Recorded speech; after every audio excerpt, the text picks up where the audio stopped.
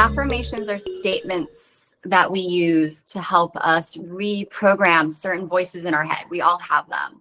So to me, affirmations are something you want to feel with conviction. And at first, they may not feel authentic. So just have some grace and lightness as you play with affirmations. Typically, we use I am.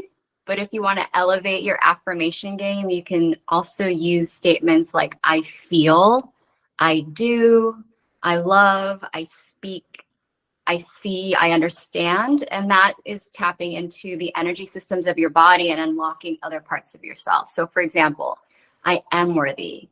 I feel safe. I love myself. I love all the parts of myself. I see myself as the highest version of myself now. I do give myself grace. I know I'm at the right place at the right time. You can say things like, thank you. Just simply saying thank you. I see you, meaning yourself. You can look in the mirror. I see you. I thank you. I validate you. It's whatever you want someone else to give you, give that to yourself.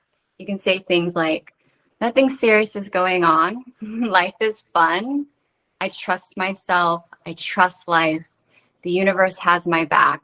I'm enough exactly as I am. Everything is working out for me, best case scenario.